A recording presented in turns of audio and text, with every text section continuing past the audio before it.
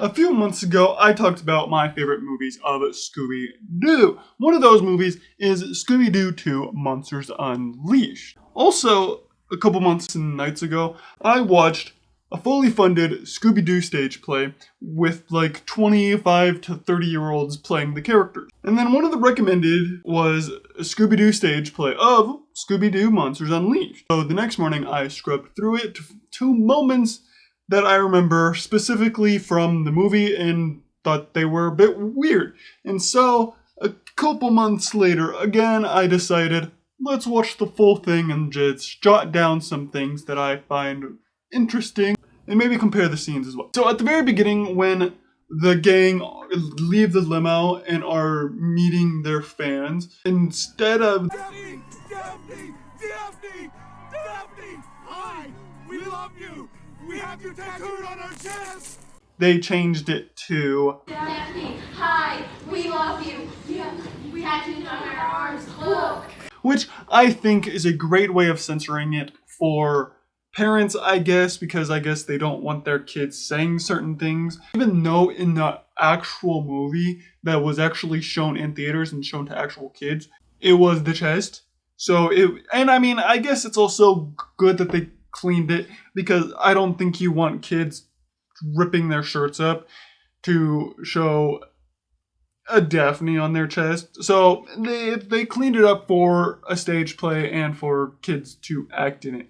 And then when they transitioned into the museum, I thought that was really cool. All the stuff at the beginning, like outside the museum, was like in front of the curtains. And then when they went into the museum, the curtains opened, which I thought was pretty cool.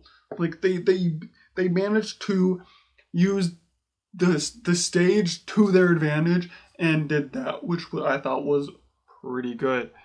Catching the pterodactyl, or trying to catch the pterodactyl, was a bit cringe and a bit weird because they didn't really tie it around anything. The pterodactyl just stepped over the line and into her spot and then dragged him around. And then at the Mystery Incorporated headquarters, that's when we get the first newscast on screen, which I thought they used that pretty well too. Later on, they used it kind of weird, but they had to fit their lines into when they were silent in the video. I beg you, Mr. Angel, if you can hear me, turn yourselves in. If we do, you'll get in trouble. Please, for our city's sake. We'd be playing right into his hand.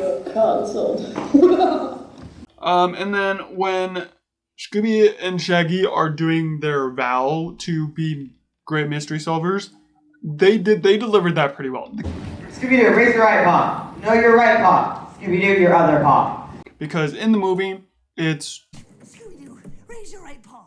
No, your right paw. Scooby-Doo, your other paw. Now repeat after me. I think they delivered that pretty well. Then I want to talk about the Mr. Winkle's house moment, when they are trapped.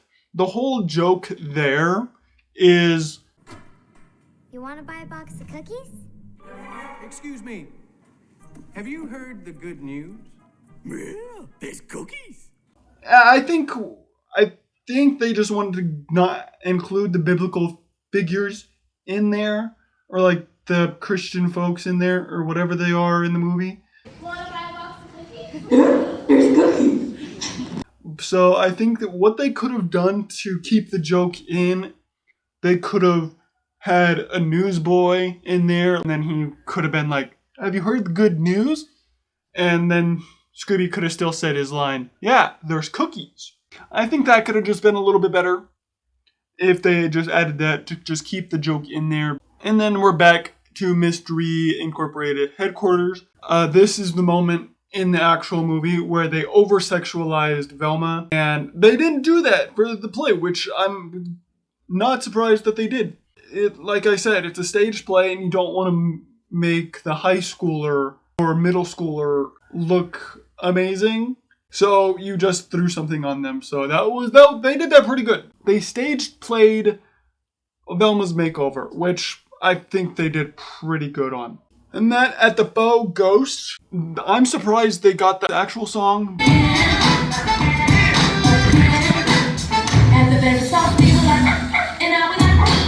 to dance to, and then the dance was well choreographed as well. And then at the Monster Hive, I think it was a creative way to make them become real monsters. They just went up steps and went down steps, and then they were there. What they had, I think they did pretty good.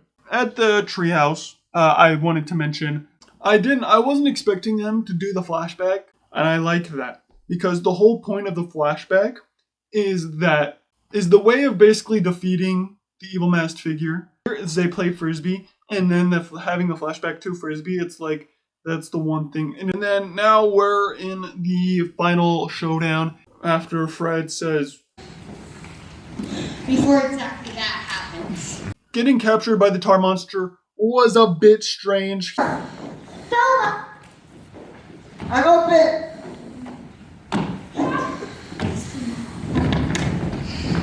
Okay. Ready? 3, 2,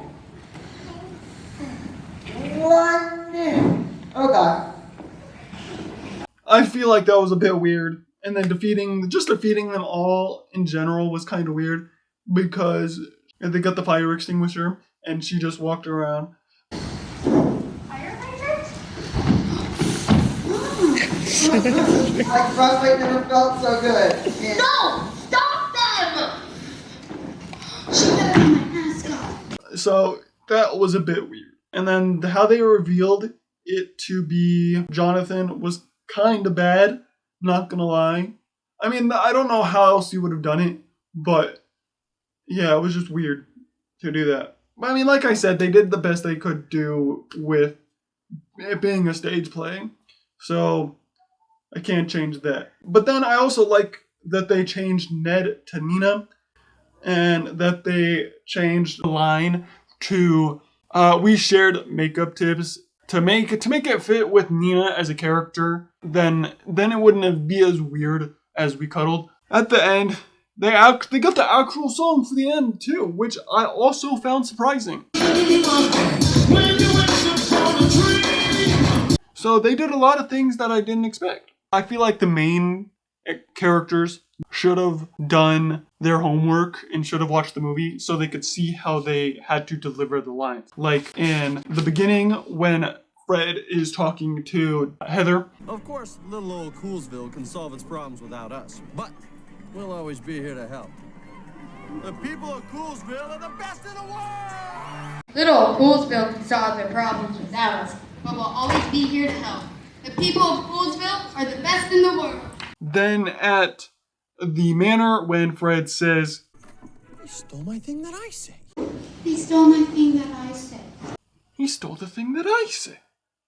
Like, I feel like if they would have done their homework and watched the movie at least a few times, then I think they could have known how to deliver their lines.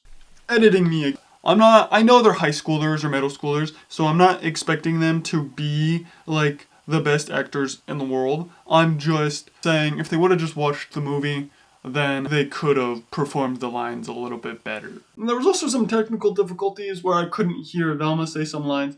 Overall, I think the play is actually pretty good with what they had. But like the only cringe moments were like the action-packed moments from the movie. Like the whole getting covered in tar thing was pretty bad. Defeating their separate monsters was pretty weird and cringe. And so trying to recreate those scenes, I guess it's kind of hard and difficult to do that. It's also really hard to hear the young lady who played Scooby. Like, I wouldn't have been mad, or I don't think anyone would have been mad if they would have just had her speak normally so that people could actually understand her. But the gang can understand him mainly because it's their lines and they can only say the things. But the people watching it, they need to also understand what he's saying. Now, did this play ruin the movie for me? No. But what it did do, though, is confirm why we shouldn't have done a Scooby-Doo play at my school, especially because of the vast, weird characters we had at my school. I am so glad we didn't do a Scooby-Doo stage play. But hey, I wanted it. I fought for it, but everyone else was saying no. or especially a couple of people were saying no. Well, they weren't really saying no. I just wanted to be Shaggy, man. That's all I wanted for like a month or two. That would have been amazing. That was my dream. I wanted a chance to act like Shaggy and not be weird. Hope you guys liked this video. If you guys did, please leave a big like down below. If you guys haven't already, please go check out the video that I did a few months ago talking about my favorite Scooby-Doo movies. And if you want to, go watch the play for yourself right here. And then if you haven't already, please subscribe so you don't miss out on the next Scooby-Doo thing I talk about. Peace.